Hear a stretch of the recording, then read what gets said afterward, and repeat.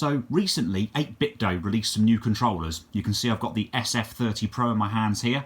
There's also an SN30Pro that's got the North American Super Nintendo style buttons, the lilac coloured buttons.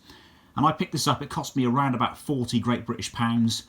I bought it when it came out, I sort of pre-ordered it from Amazon and it arrived pretty quickly. And well, here it is. Here is the SF3Pro. I'm going to give you a review, quick look around the controller and tell you my thoughts on this particular controller. So first off, it looks like a Super Famicom / European Super Nintendo controller. You've got the directional pad, the select button, the start button. You've got the Y, X, B and A buttons.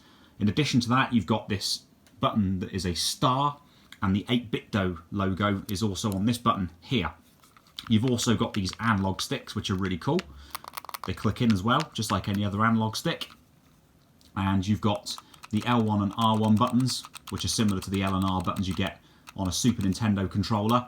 And you've also got these extra shoulder buttons, these L2 and R2 buttons, which kind of look like triggers, but they're really just buttons. They're not so much triggers. There's very little travel, and they're not analog in any way, shape or form.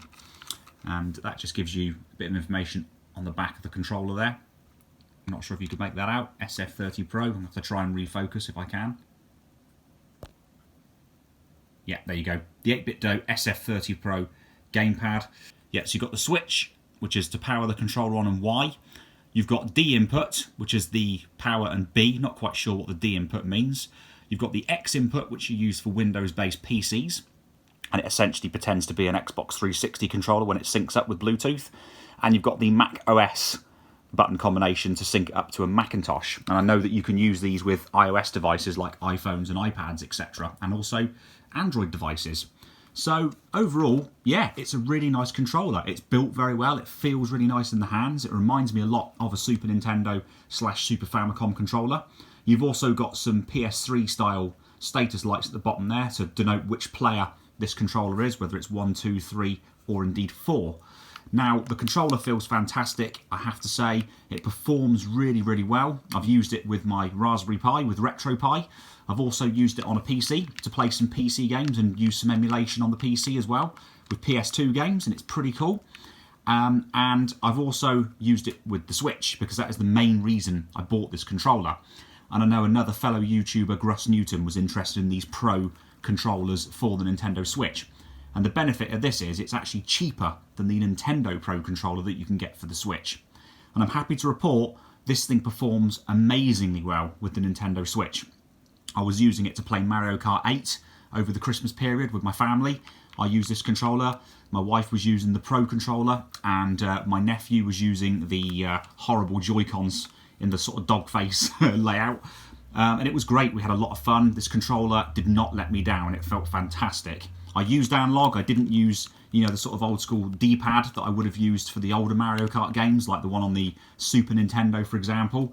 And it performs really well. It feels really, really nice in the hands and works exceptionally well, especially with the Switch. My only thing, the only criticism I have, the only thing I don't like is the fact that these are not analog.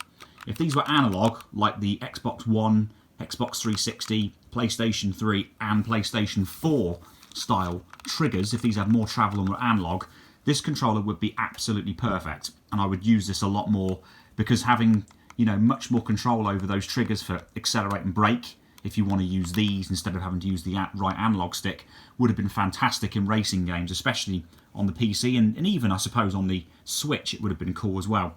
So guys, I highly recommend this controller if you've got the need for one.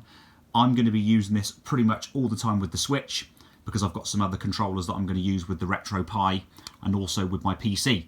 But this thing is fantastic. I can't recommend it enough. So if you're looking for a controller, £40, it's well worth it. Pick one of these up, guys. It's brilliant and it performs very, very well.